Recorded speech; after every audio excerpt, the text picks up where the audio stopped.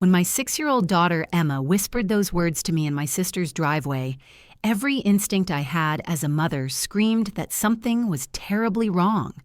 Her small hands were trembling as she clutched my jacket, and her usually bright eyes looked haunted in a way that made my stomach drop. What she found in that basement that weekend changed everything I thought I knew about my family, and it's a story I never thought I'd be telling.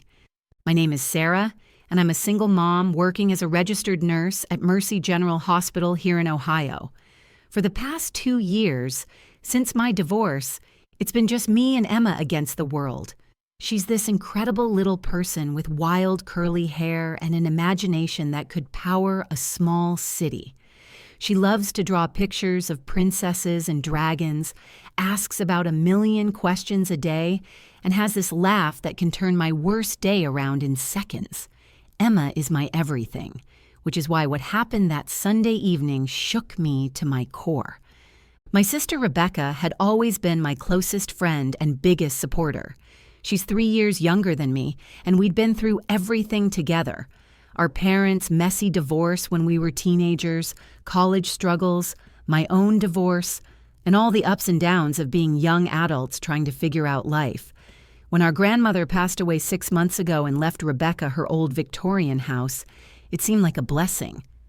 Rebecca had been struggling to find affordable housing, and the house, though old and quirky, was paid off and spacious. The house itself was something out of a storybook. 3 stories of faded blue paint and white trim, with a wraparound porch and tall windows that let in streams of golden light. Our grandmother had been a seamstress for over 40 years, and she'd converted the basement into this amazing craft room with built-in storage, good lighting, and enough space for all her projects. Rebecca was excited about having that space, talking about maybe starting her own small business or at least having room for hobbies.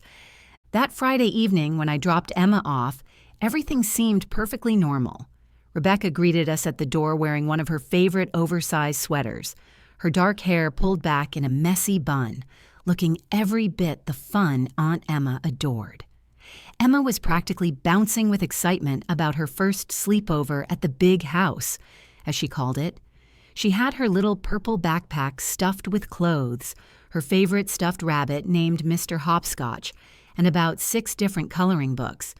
Rebecca had promised Emma they'd explore the whole house together, maybe even have a tea party in the fancy dining room with grandmother's china.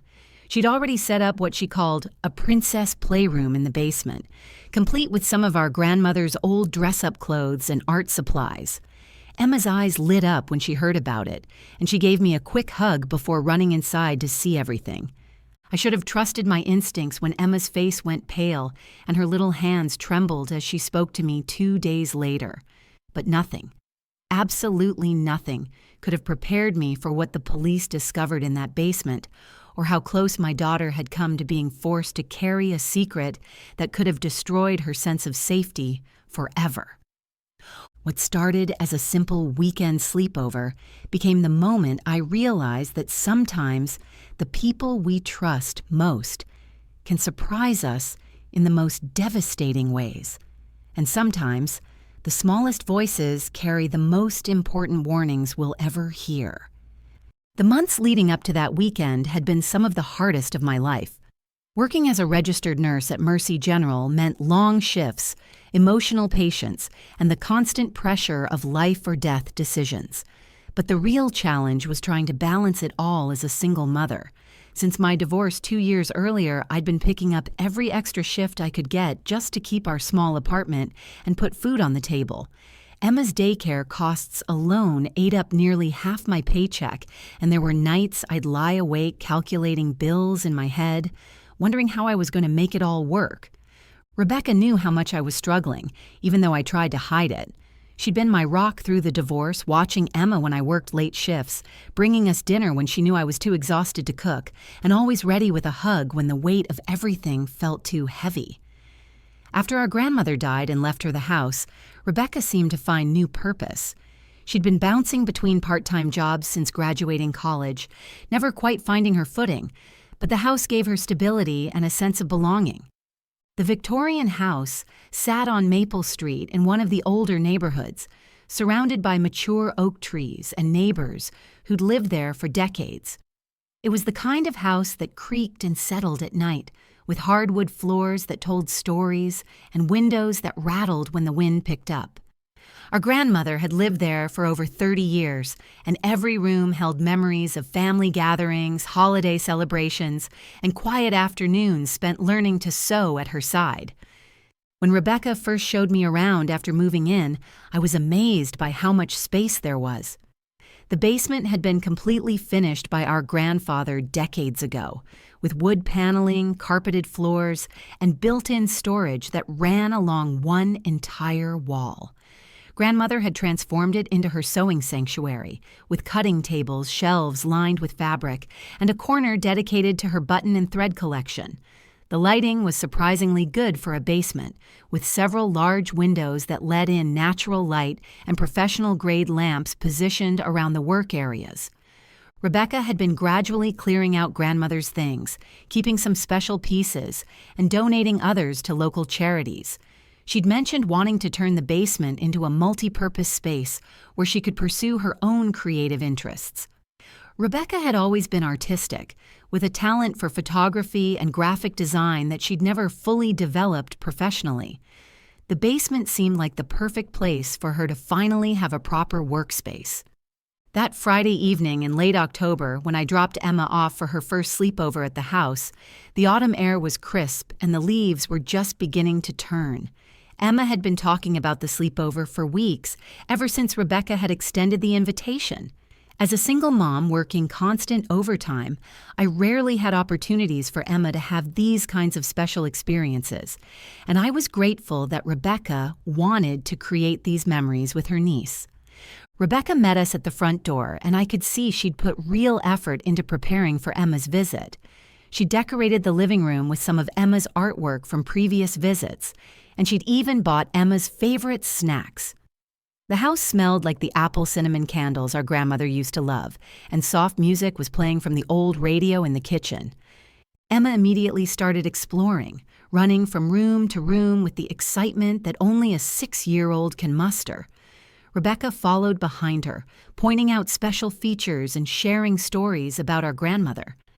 When they reached the basement door, Rebecca's face lit up with genuine excitement as she described the princess playroom she'd created down there. I remember feeling a wave of relief watching them together. Rebecca was so good with Emma, patient and playful in ways that reminded me of our own childhood. She'd always been the more creative one between us, the one who could turn a cardboard box into a spaceship or spend hours making up elaborate stories. Seeing her channel that creativity into making Emma's weekend special felt like a gift. As I prepared to leave, Rebecca walked me to the car while Emma continued exploring inside. We talked about the weekend plans, how Rebecca intended to take Emma to the park on Saturday if the weather was nice, and maybe even let her help with some simple cooking projects.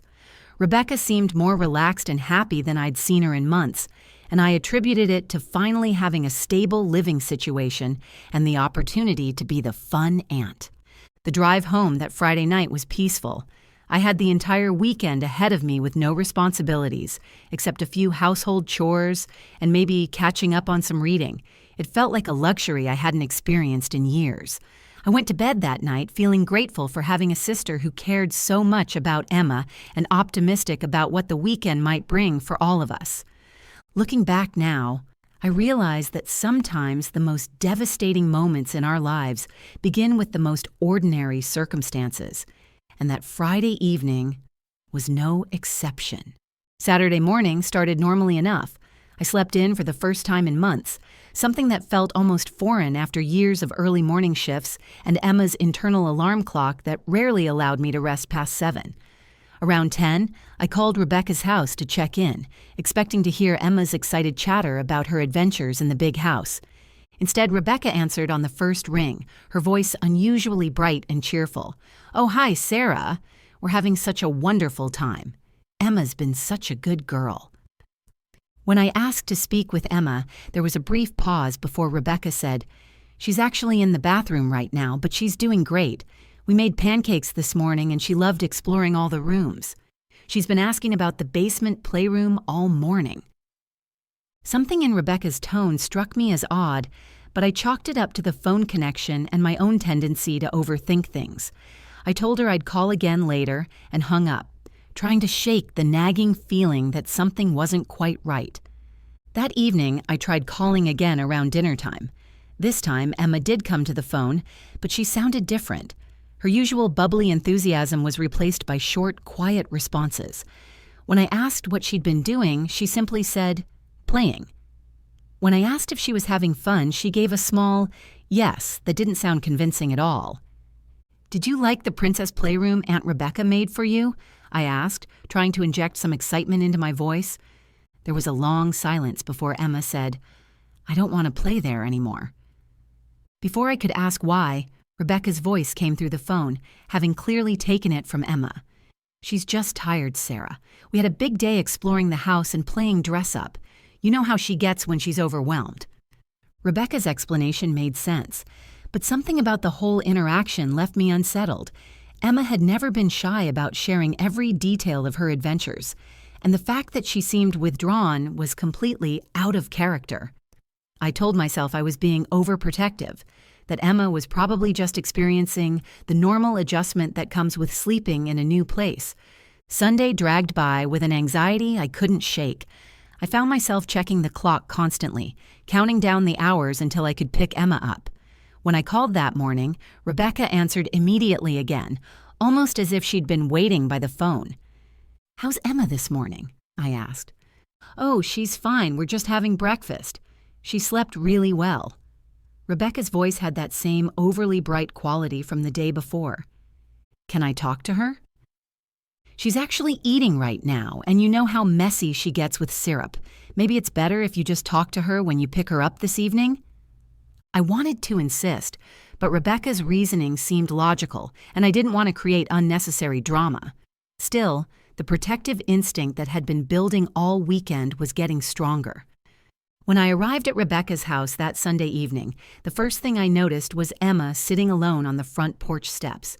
She wasn't running around the yard or playing with the sidewalk chalk Rebecca had bought for her. Instead, she was sitting perfectly still, clutching Mr. Hopscotch against her chest, staring at the ground. My heart immediately started beating faster. Emma was never still like that, never so quiet and withdrawn. As I got out of the car, she looked up at me with eyes that seemed older somehow, more guarded than they'd been just 2 days earlier. "Hi, baby," I said, walking up the porch steps. "Are you ready to go home?"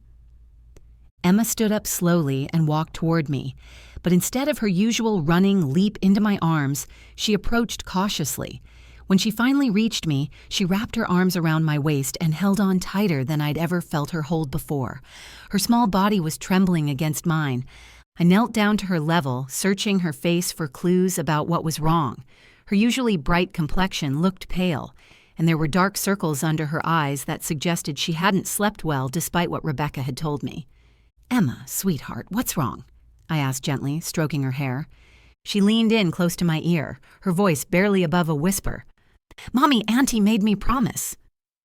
The words sent a chill down my spine. "Promise what, baby?" Emma's grip on me tightened, and when she spoke again, her voice was so quiet I had to strain to hear her. "Not to tell you what I found in the basement." At that moment, Rebecca appeared in the doorway, and I noticed immediately that her usual warm smile seemed forced. Her eyes darted between Emma and me, and I could see tension in her shoulders that hadn't been there on Friday. "What's Emma talking about, Rebecca?"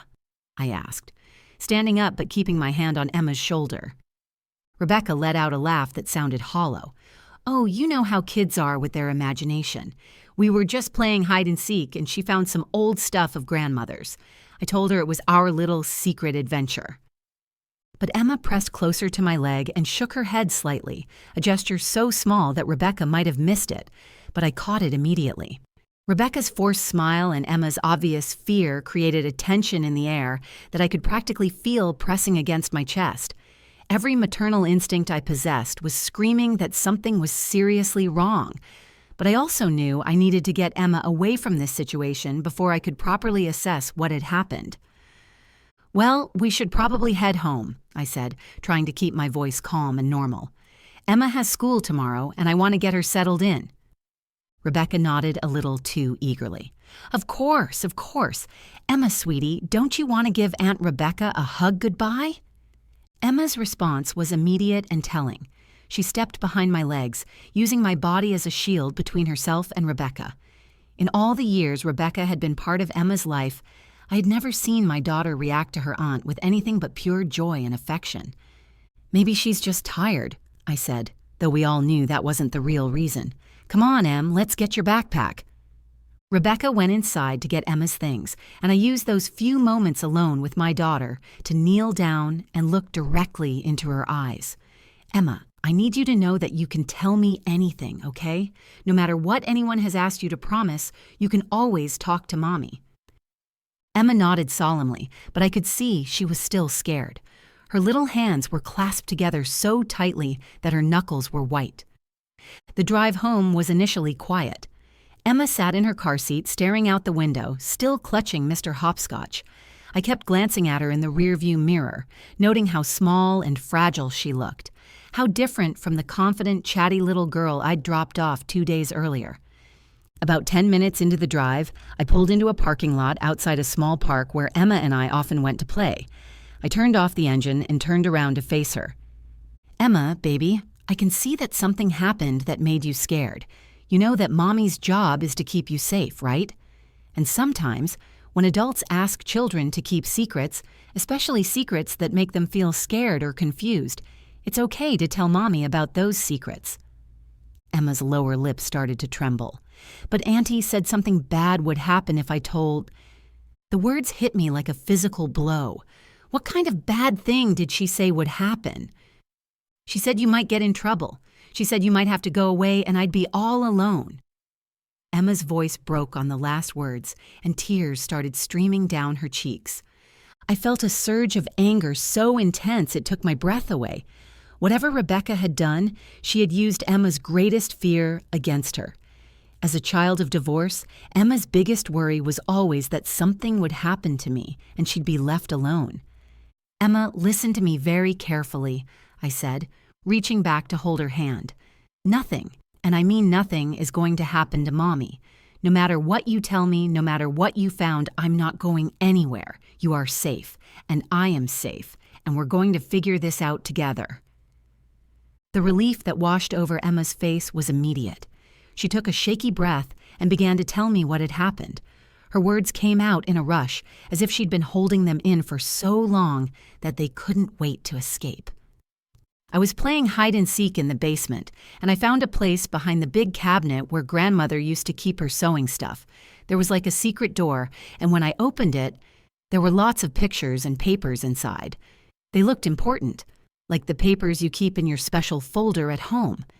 But these had other people's names on them, and there were pictures of cards and things that looked like what you show when we go to the store. My blood ran cold. Emma was describing what sounded like identity documents, the kind of papers adults keep secure and private. When Auntie found me looking at them, she got really scared and then really mad. She said I wasn't supposed to see those things, and that they were very important business papers that could get both of us in big trouble if anyone found out. She made me promise not to tell anyone, especially not you, because you might have to go away if the wrong people found out. Emma continued, explaining how Rebecca had spent the rest of the weekend watching her carefully, asking repeatedly if she was going to keep their secret, and reminding her what would happen if she didn't. My hands were shaking as I processed what Emma was telling me. Identity documents hidden in a secret compartment, an adult using threats and fear to silence a child, and behavior that suggested Rebecca was involved in something illegal. I immediately called my best friend Maria, who worked as a social worker and had experience with situations involving children and potential criminal activity. I explained the situation as carefully as I could while Emma listened. "Sarah, you need to call the police right now," Maria said without hesitation. "This sounds like identity theft or fraud, and Rebecca has essentially coerced Emma into keeping quiet about potential evidence. Bring Emma to my house first, then make the call." 20 minutes later, with Emma safe at Maria's house and distracted by Maria's teenage daughter's art supplies, I sat in my car and dialed 911. The police officer who answered my call was Detective Martinez. a woman whose calm, professional demeanor immediately put me at ease. When I explained the situation involving my 6-year-old daughter discovering what appeared to be identity documents in a hidden compartment and how my sister had threatened Emma to keep quiet, Detective Martinez took detailed notes and asked specific questions that made it clear she was taking this seriously. Mrs. Thompson, based on what you're telling me, we have reasonable cause to investigate. Identity theft is a serious crime, and using intimidation tactics against a child to conceal evidence makes this even more concerning. We'll need to speak with your daughter, but we have trained specialists who know how to interview children in these situations. Within 2 hours, Detective Martinez and her partner, Detective Chen, arrived at Rebecca's house with a search warrant. I waited in their patrol car, my heart pounding as I watched them approach the front door. Through the radio, I could hear the conversation between the officers and Rebecca.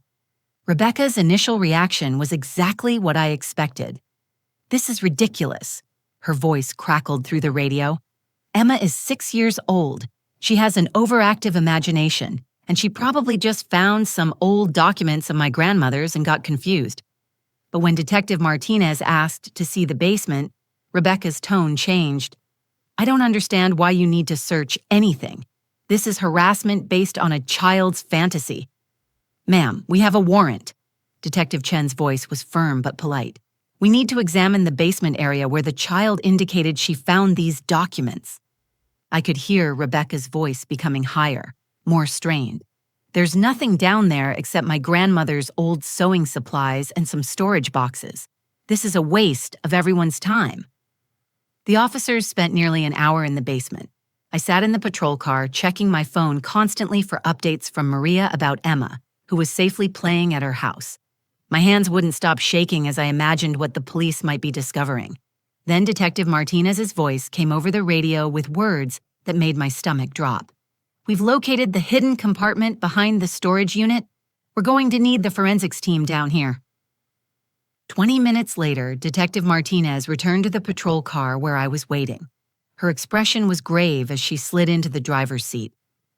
"Sarah, your daughter was absolutely right. We found a concealed panel behind the built-in storage cabinet, exactly where she described. Inside were dozens of identity documents, driver's licenses, social security cards, bank statements, and credit card information belonging to multiple individuals." I felt sick. So Rebecca was really doing something illegal? "It appears your sister has been running a sophisticated identity theft operation.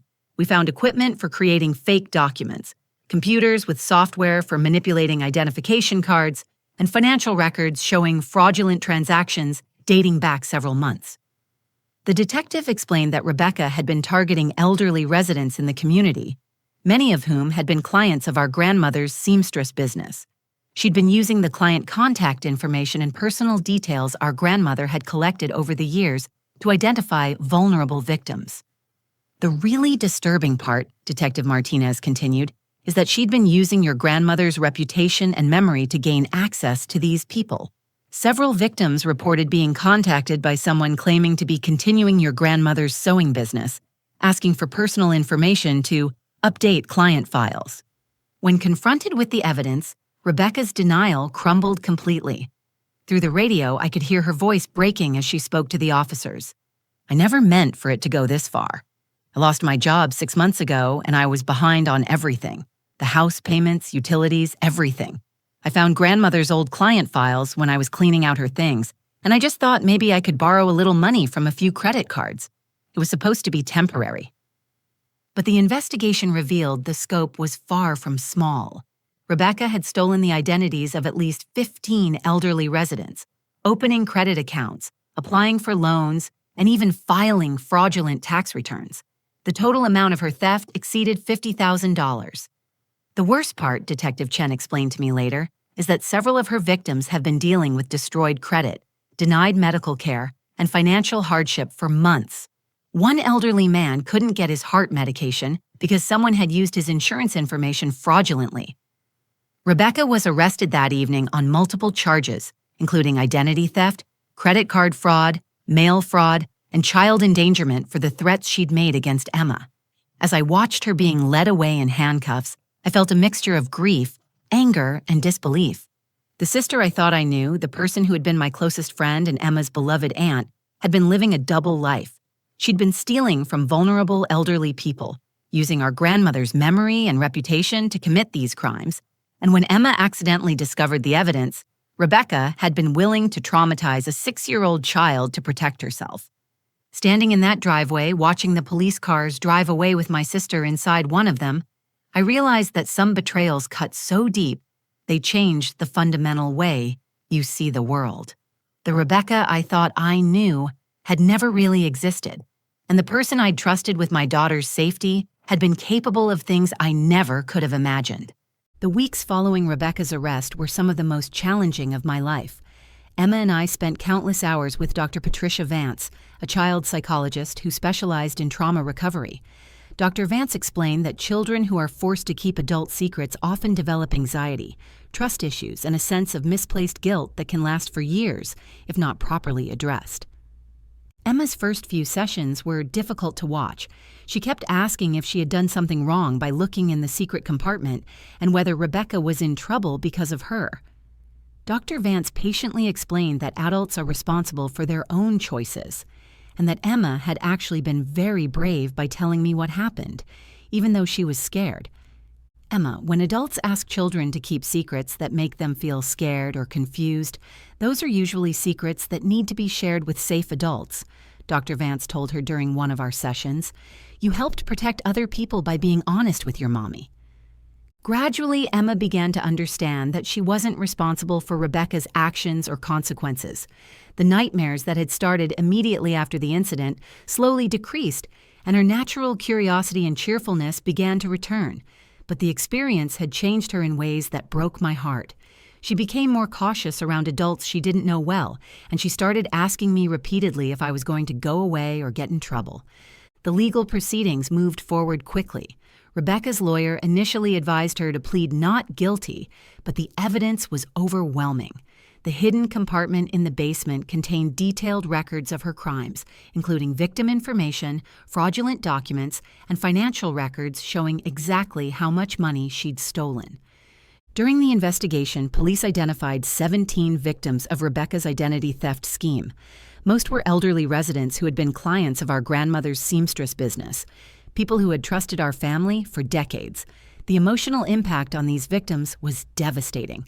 Mrs. Henderson, who was 83 and had been a close friend of our grandmother's, had her credit destroyed and was denied a loan for necessary home repairs.